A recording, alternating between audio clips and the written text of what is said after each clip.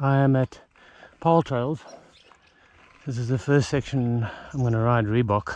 It's at Rhebokskloof. I've never been here before.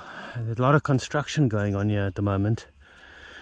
So I saw the guy at the wine farm restaurant that manages, the trail manager, and he kind of explained that I should do the blue. It's about 28 k's, and some of the trails down that side, most of the construction guys are ripped out. The trail markers, like 5 of the trail markers, are ripped out. So he said you'll get lost there. So I just followed his instructions, and I'm going on the blue here, and let's get it. So interesting stories to tell.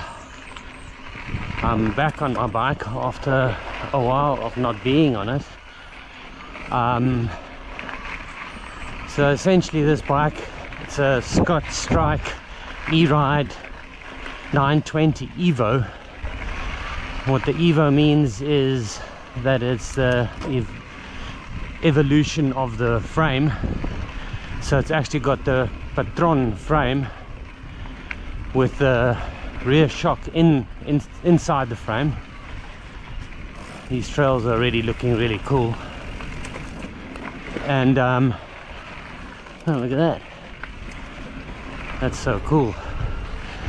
And I've really had nothing but issues with this bike since I bought it in October. I'm gonna see now. Oh, look at this. I'm gonna see in October.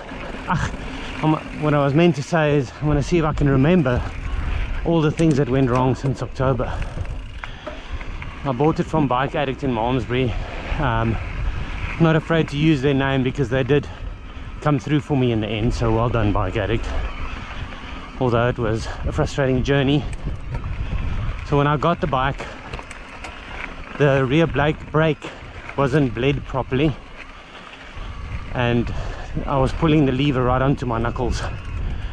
Also, the dropper post lever had so much throw on it, I had to push my thumb like all the way past the grip just to get the dropper to activate. So that was the first things. And then the pivot bearings started knocking. They actually failed 3 times during the course of the last 6 months. And the one time Bike Addict replaced the pivot bearings, they didn't install it properly, and the pivot was off center, so there was a big gap on the one side of the frame and nothing on the other side. Then the dropper post failed twice. 3rd time we just decided to process a warranty claim with Scott, and they managed to replace my dropper with a new one.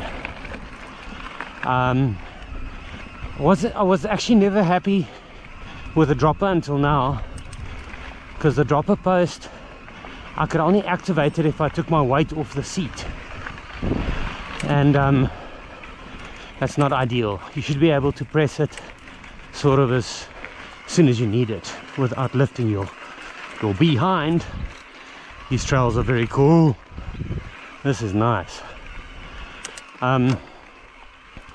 Then I had also a lot of issues having I put a e-bike light for night rides on the front. Had lots of issues with that. I tried different lights, eventually found the right light.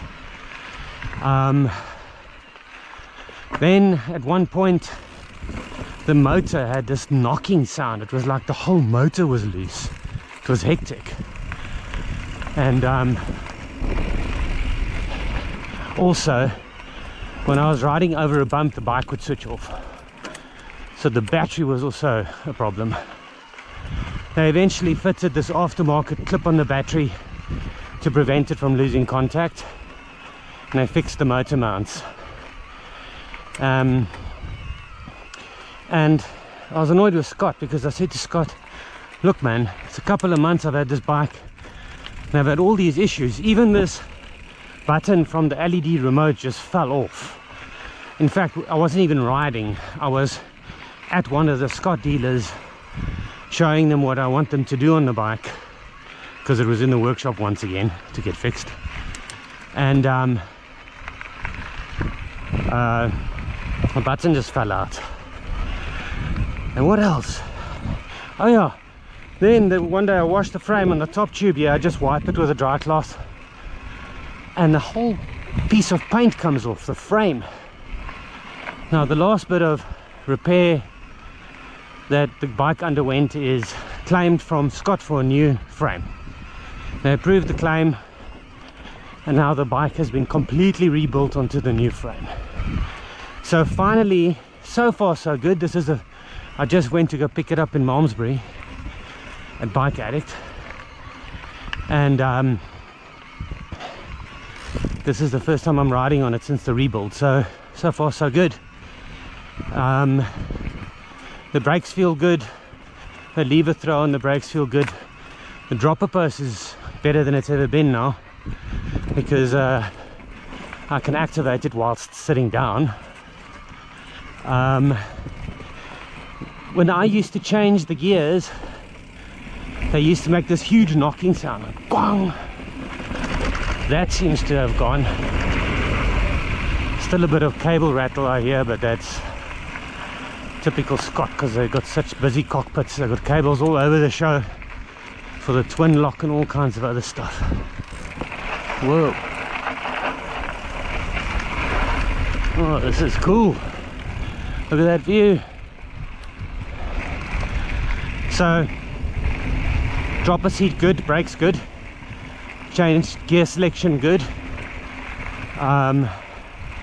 Bike seems to be running quite smoothly, so I'm happy, finally.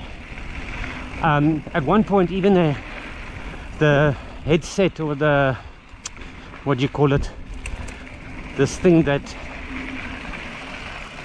the headset screws or something couldn't tighten, and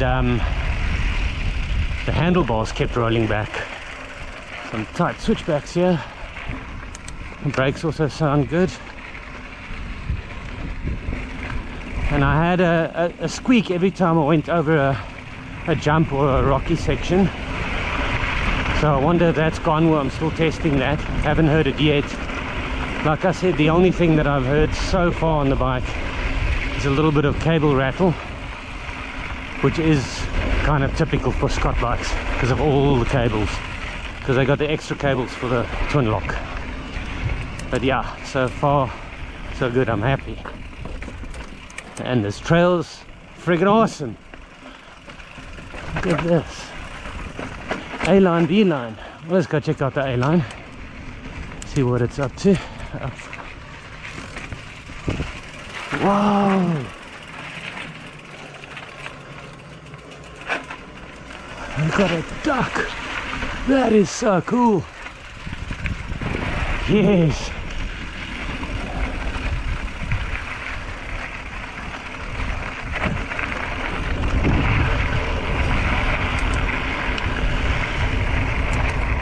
Okay, definitely worth coming out here for a ride. These trails are amazing. It's quite a different terrain to what I'm used to. I'm used to Tokai and Tygerberg.